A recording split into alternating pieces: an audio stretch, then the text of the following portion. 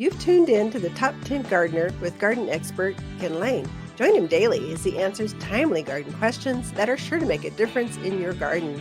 Now welcome your host, Ken Lain.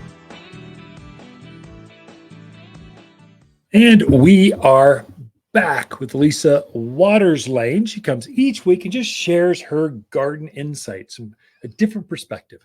I love gardening in that if you get 10 gardeners in a room, you ask them a garden question, you get at least 12, 14, 16 garden answers. It's like there's way more than just one way or favorite or companions to go with. So definitely. It's good to have Lisa in the studio. Lisa, welcome. Thank you. Always good to be back. Why? Because I get a break from work. Okay. Yeah, I get to spend time with a very handsome man. He's so smart and brilliant, and he's given me 4 children, and I'm hoping for 5. 4 grandchildren? No. Unless it's a dog or a cat, you ain't getting it. Plenty of those too. Anyway, so we own a garden center together, Waters Garden Center. Lisa, her father started the garden center, Waters Garden Center, Harold Waters. So she is a Waters. Harold had 4 very pretty daughters. And I took a liking to the youngest, and I think the most vibrant of all. Smartest, definitely. Smartest, prettiest, and smartest. Just kidding. No, I'm not. Very serious. I am, but I don't think my sisters listen to the show, so we're fine. Even if they do, it doesn't matter. I didn't marry them. They aren't working in the garden center. Nope. They're over in Portugal right now, or wherever they're at. Okay. All right. So enough of that silliness. So yeah, spring is springing. It's definitely been beautiful weather. Looking at some of the fruit trees, some of those early blooming guys are kind of really setting their buds. It's March. So it's time. Yeah. Wow. I can't believe it's March already. After that last snowstorm, I went, that is it. I'm tired of winter. I'm sick of this. And then it turned to spring and I went, I'm happy now. It's sunnier, brighter, better. It is. The plants are happier. They said the same thing. Right. Yeah. The soil temps are starting to warm up. They're going, yay. So I brought in a couple of just early spring flowers, some of my favorites. The first one, the listeners can't actually see that. The podcast folks about can. It. So this is the Champagne Bubbles Poppy. So the thing I love about this poppy is the flowers are probably 5 inches awesome across. Picture. Oh my gosh, it's crazy. And most of them are mixed, so you're going to get pinks and yellows and oranges and whites in the same plant, and it screams spring. It really does. It is just a really bright addition. Great in a container by a front door. Just screaming hello. Likes the full sun on it, especially this time of year. Just so pretty. I think poppies, for those folks that are just listening, not watching. So the Apple folks, thank you very much. Spotify folks, hey, we love you guys. Thanks for tuning in the podcast. The radio folks, poppies are like California poppies, the orange one. It is a cousin of that, only it's on steroids. So it's got the same exact foliage as a California poppy, but the flowers elongate 5 times the height. So it's standing 18 inches above. And then the flowers are, instead of an orange, silver dollar size, this is baseball size, bright pink. But it's got the same poppy flower. It's got a nice eye in the middle. It's got a yellow ring, then bright colors. Pollinator bees love them. Poppies are very good at bright days, cold nights. They're not going to be affected by snow and frost. You have to cover them. They're happy with that. Yeah. And then you'll see, look at all those buds underneath. So it's got 2 flowers on top that are the size of baseballs, and it's got 2, 4, 6, 7 additional buds sitting there waiting to open. So when this flower gets done, you cut it back as close to the foliage as you can, and the next flower buds take over. And it'll bloom like this all winter. It's crazy. Yeah, all spring. Right, long time. So it's a great one. So the other one that I think always kind of announces spring and is a great plant for here to go through all season is the Snapdragon. It's a nice statement plant because they get tall. So they're usually 12 to 18 inches tall. They come in an assortment of colors from magenta, pink, yellow, white.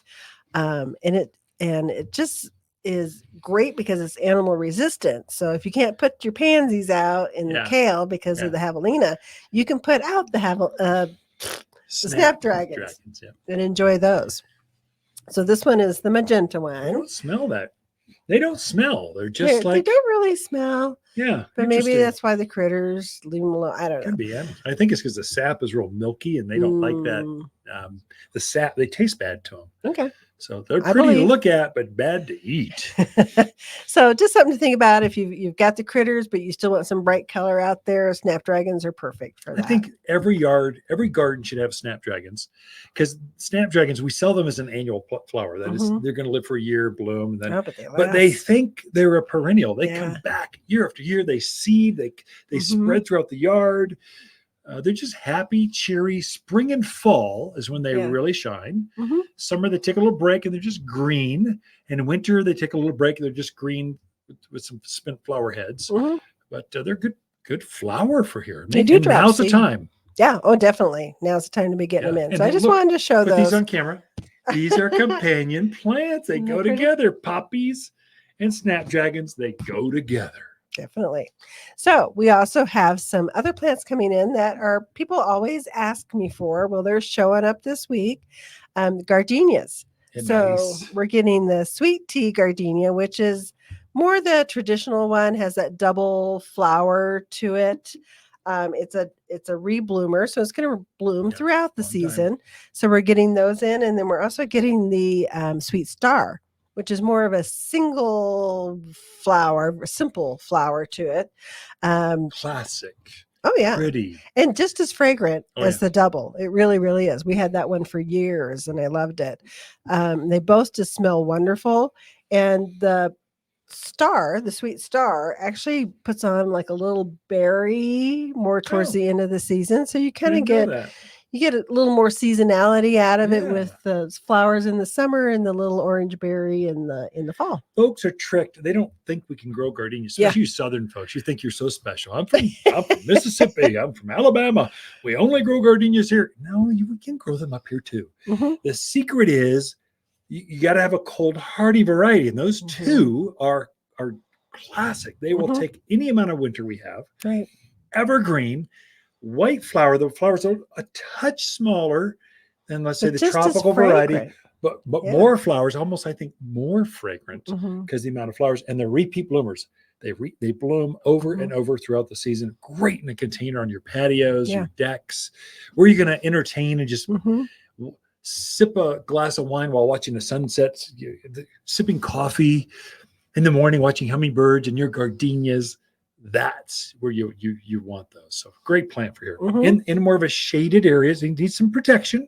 It can take more sun than you think. It's an amazing amount of sun, but at midday, it just I find it'll take the sun, but it doesn't bloom as well.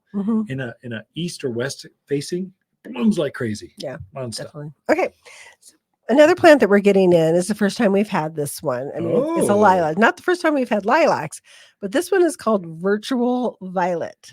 Ooh, sounds purpley. It does. Violet-y. So what makes this one a little different glows in the dark. How'd you know? No, the leaves actually have like a aura or a ring of purple around the leaves. Oh, cool. And then so that's the new leaves will look like that. Then they'll green up. And they also have deep purple stems. Oh, neat. Wow. And then you have the purple or violet flower on there. So I'm really excited about that. I just to have something different in the leaf color, and I love that they're bringing something new out in that. It's going to be one of the bigger ones, kind of your 6x6 ones out there. Yeah. But what a fun one to try. I think that snag one for us before all the listeners grab them. Would you just kind of, because we'll get 20 of them in and they're gone in a Saturday. So because they're so new and different, grab one and we'll decide whether to plant it or what to swap out later. Just pull a rose bush out. Oh, get too big and old. Yeah. Could be a poor rose. Yes, definitely. We're also getting a new one. Out of time. I'm out of time. I mean, Pink Teeny. Come and talk to us about the Pink Teeny. You had to get it in. Pink Teeny. What's a purple one? Virtual Violet. Virtual Violet. Thank you, Lisa. Ken and Lisa Lain, the mountain gardeners throughout the week. We love talking lilacs, gardenias, snapdragons, and poppies here at Waters Garden Center. Waters Garden companion plants for March are Oklahoma redbud, mountain heaths, rosemary creeper, Prescott pansies, and fanciful forsythia. Oklahoma redbud grows to just 16 feet tall. This local native is super easy to grow. Vibrant red flowers cloak the branches of early spring. Luscious heart-shaped leaves emerge with a soft pink tinge that matures to a vibrant green. Shop the brightest blooming trees in-store or online at watersgardencenter.com in Prescott. You're listening to garden expert Ken Lain, owner of Waters Garden Center in Prescott. Look for more tips, tricks, and garden shortcuts through Ken's website. Additional shows of this podcast, read his weekly garden column, or follow him on Facebook, Instagram at watersgardencenter.com. That's Waters with 2 T's, gardencenter.com.